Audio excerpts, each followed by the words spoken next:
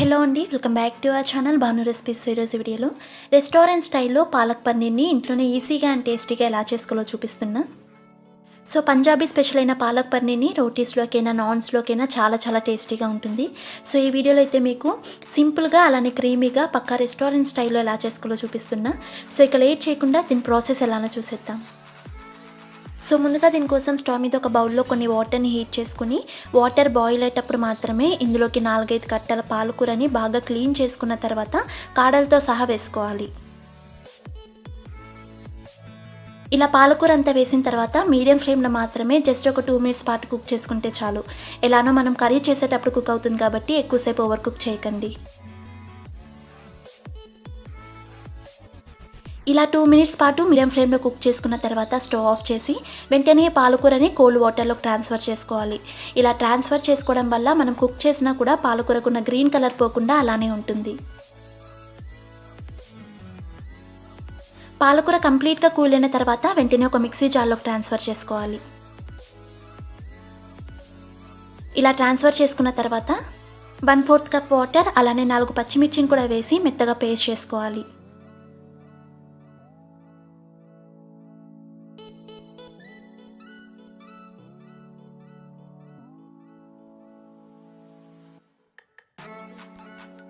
తర్వాత స్టవ్ మీద కడాయి పెట్టుకుని అందులోకి 1 టేబుల్ స్పూన్ ఆయిల్ అలానే 1 టేబుల్ స్పూన్ బటర్ని వేసుకోవాలి. ఆయిల్ కాస్త హీట్ అయిన తర్వాత 1/2 టీ స్పూన్ జీలకర్ర, 2 ఇలాచి, 4-5 లవంగాలు అలానే 1 టీ స్పూన్ కసూరి మేతిని కూడా వేసి ఫ్రై చేసుకోవాలి.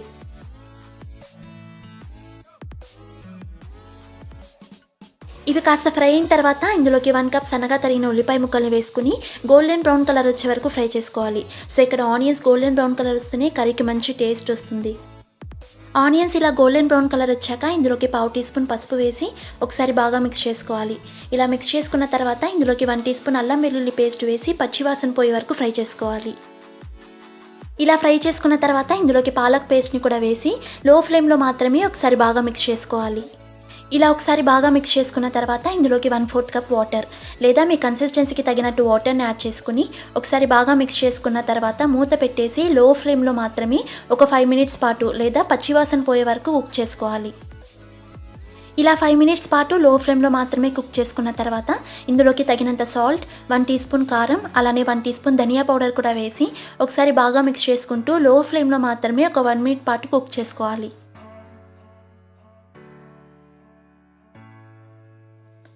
ఇలా 1 మినిట్ పాటు లో ఫ్లేమ్లో కుక్ చేసుకున్న తర్వాత ఇందులోకి 300 గ్రామ్స్ పన్నీర్ క్యూబ్స్ని వేసుకుని పన్నీర్ ఎక్కడా చిదిరిపోకుండా నెమ్మదిగా మిక్స్ చేసుకోవాలి.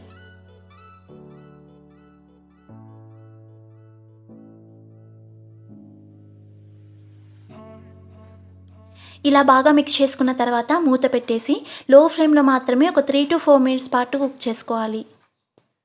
ఇలా లో ఫ్లేమ్లోనే ఒక 3 to 4 మినిట్స్ పాటు కుక్ చేసుకున్న తర్వాత మూత తెరిచి చూస్తే ఆయిల్ అంతా ఇలా పైకి తేలుతూ ఉంటుంది. ఇప్పుడు ఇందులోకి 1/2 teaspoon garam masala, 1 teaspoon kasuri మేతిని కూడా కాస్త క్రష్ చేసి వేసుకోవాలి. సో ఈ పాలక్ పన్నీర్లోకి కసూరి మేతిని అస్సలు స్కిప్ చేయకండి, మంచి ఫ్లేవర్ వస్తుంది. సో ఇలా వేసిన తర్వాత నెమ్మదిగా ఒకసారి బాగా మిక్స్ చేసుకోవాలి. సో ఇలా బాగా మిక్స్ చేసుకున్న తర్వాత ఇందులోకి 1/4 కప్ ఫ్రెష్ క్రీమ్ని వేసుకోవాలి. సో ఇలా ఫ్రెష్ క్రీమ్ వేయడం వల్ల పాలక్ పన్నీర్కి మంచి క్రీమీ టెక్స్చర్ వస్తుంది. ఇలా వేసిన తర్వాత మరీ ఎక్కువసేపు కుక్ చేయకండి, జస్ట్ ఒకసారి బాగా మిక్స్ చేసుకున్న తర్వాత స్టవ్ ఆఫ్ చేసుకుని సర్వ్ చేసుకోవడమే. సో చూసారు కదా ఎంతో ఈజీగా రెస్టారెంట్ స్టైల్లో పాలక్ పన్నీర్ని ఎలా చేసుకోవాలో. సో ఈ వీడియో మీకు నచ్చినట్టయితే వీడియోని లైక్ చేసి మరిన్ని టేస్టీ అండ్ హెల్తీ రెసిపీస్ కోసం మన ఛానల్ని సబ్స్క్రైబ్ చేసుకుని పక్కనే ఉన్న బెల్ ఐకాన్ కూడా హిట్ చేయండి. సో నేను పోస్ట్ చేసే ప్రతి వీడియోకి మీకు నోటిఫికేషన్ వస్తుంది. And thanks for watching.